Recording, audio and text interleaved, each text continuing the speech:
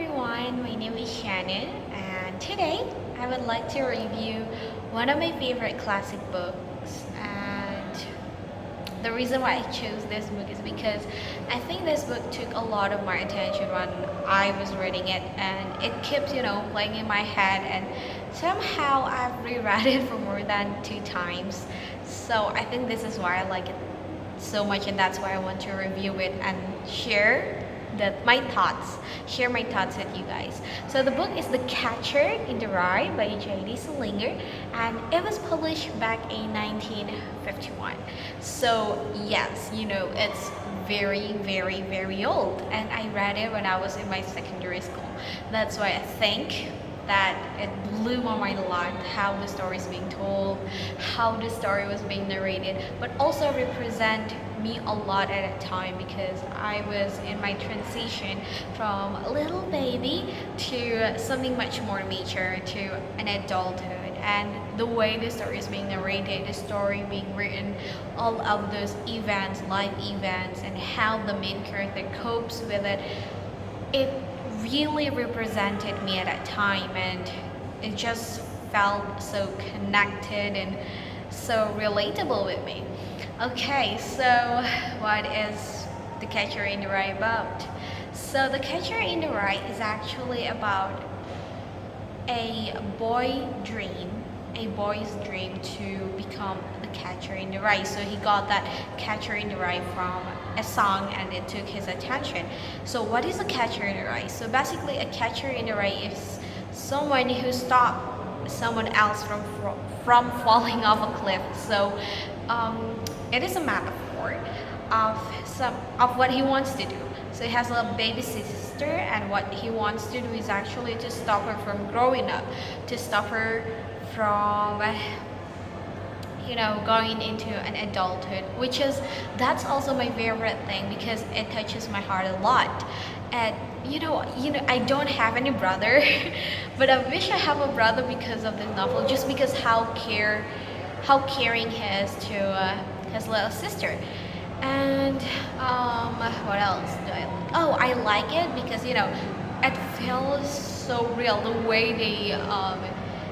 the way the writer described the condition, the situation, the cultures at that time. It felt so real that I was so into the book, and I felt like so connected because I read it back in 2000 something, while this book was published in 1951. So it gives me an insight of how it was in 1951. In addition, I'm living in Indonesia. I'm an Indonesian, so I live in Asia. I have a different cultural background with the writer and what the story is about and the story's background. And that gave me a little bit of insights, not a little bit, but a lot of insights on how the Western culture back in 1950s and how they spend their love with the family, the events with the family, and how lovely to have a little sister and a bigger brother, how he takes care of you. But also what mind-blowing is how the story is being narrated. So the story, if you read a modern book and it's young adult, sometimes you still feel like the narrations of the story feels like still a baby book, like it feels like so young and not frank enough to be called a young adult. Because back then when I was a teenager,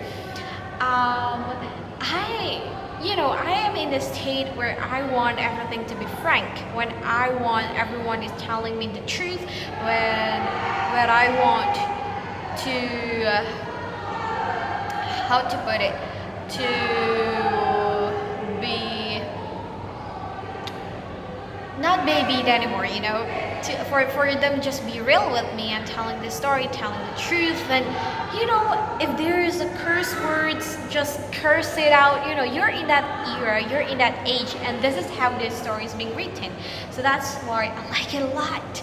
So yes, to put it simply and to wrap it up, what's The Catcher in the Rye about? So The Catcher in the Rye takes a loss of innocence as its primary concern. As I've told you before, the main character, which is Holden is still in a young adult era. He's transitioning from a kid to a adult, so he's in a teenager life.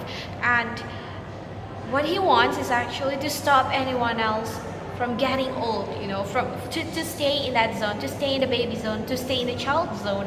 And but while he is in the teenager stage, he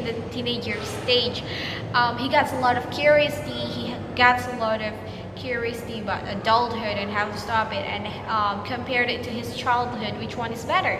And as he grows it, as he gets curious, as he get more information about it, he believes that the best way is actually to stop your sister from getting into an adulthood, which is so. I don't know. For me, it's mind blowing, because I was in that transition, and now I'm in adulthood. And to be frank, if I compare my adulthood and my childhood, I would say that childhood is the best time of your life. So yeah, back to the book. So yes, Holden is the main character who wants to be the catcher in the rye, as I've told you before. And the catcher in the rye is someone who stops children from falling off a cliff. So it's a metaphor that there's a child in the cliff, and above the cliff is like the childhood, and here after the cliff, the extreme part is the adulthood. And Holden wants to be someone who stopped the children on the top of the cliff from falling off the cliff. So that's why he wants to be. He wants to be the catcher in the rye, or like the saver of the children on the cliff for not falling off the cliff. How he did that? So basically, he took Phoebe, which is like his little sister, to the zoo, and then flying on the carousel. And also, while he was doing that, while he was watching her, he was overcome with happiness. But then at the same time, he came to a realization that he can't save everyone. He has to choose who he wants to save.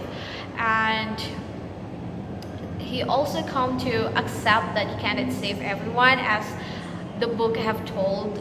There's also a quote which says, if they want to grab a gold ring, you have to let them do it. And that's the end of the thing. If they fall off, they fall off. Which shows that, when you see someone entering the adulthood, there's a lot of life choices. And, a lot of people will see bright thing as, like gold in front of them. And when they want to take it, just let them take it. Although it may make them fall in, but that's life. That's how you're being taught in life, and that's what's important. And also, the unique thing that I just got from the internet, there's a meaning of Holden's as a name. Holden can be read as hold on, and Coalfield can be separated into coal and field. So it represents Holden desires to hold on to the protective covering, or the coal that encloses the field of innocence. So that shows that Holden has a desire for children, to stop children from getting old and getting into the adulthood. And I guess that's all about me. I hope that this can help you to get to know The Catcher in the Rye better, and put The Catcher in the Rye as one of your list to read book this holiday. Because I know it's a classic, it's boring, but tell you the truth, and trust me, The Catcher in the Rye is not boring. It tells you everything in a different way, and the narration is just so frank, just unlike the other book. Thank you very much. See you next time.